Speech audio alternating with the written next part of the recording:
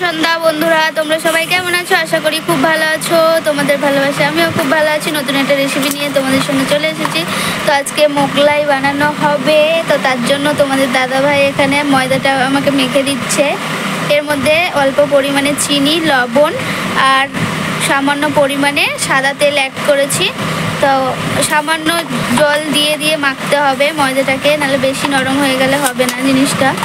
তো যাই হোক, দাদাভাই এখানে ময়দাটা মেখে দিচ্ছে আর আমি এখানে দেখো কাঁচা লঙ্কা, ধনে পাতা, পেঁয়াজ এগুলো কেটে নেব সব। তো চলো সঙ্গে থাকো, দেখতে থাকো। তো দেখো বন্ধুরা, মোগলাইয়ের জন্য ডিমগুলো ফাটিয়ে নিচ্ছে। এখানে ধনে পাতা, কাঁচা লঙ্কা কুচি আর হচ্ছে কি পেঁয়াজ কুচি আর দুটো ডিম দিয়েছি। তো এগুলো ভালো করে ফাটিয়ে নিচ্ছি। এখন লবণ আর একটু সামান্য পরিমাণে হলুদ গুঁড়ো দিয়েছি।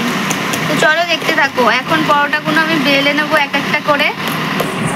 আর দেখো ময়দাটা কত সুন্দর মাখা হয়েছে, পুরো একদম নরম তুলতুল হয়ে গেছে। তো দেখো বন্ধুরা, আমি এটা বেলে নেবো পরোটাটা ভালোভাবে।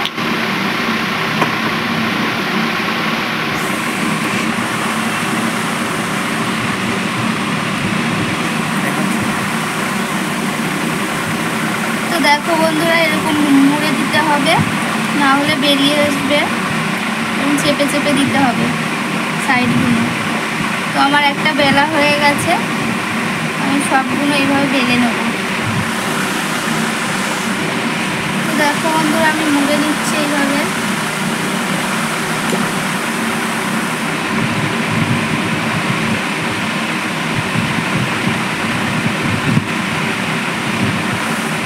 রুটিবেলাটা দেখো।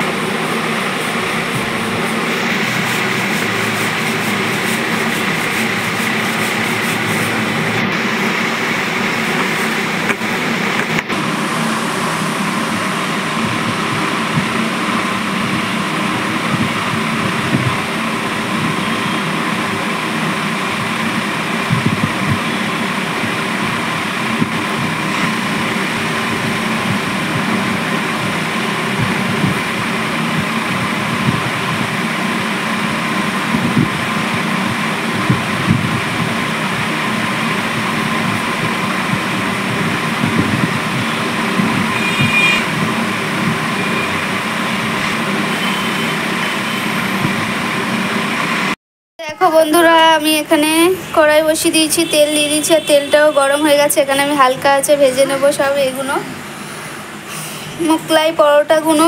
তো হচ্ছে কি আমি একটা একটা করে দিয়ে দেবো। তো দেখো বন্ধুরা, একদমই হালকা আছে ভাজতে হবে এটাকে ভালোভাবে।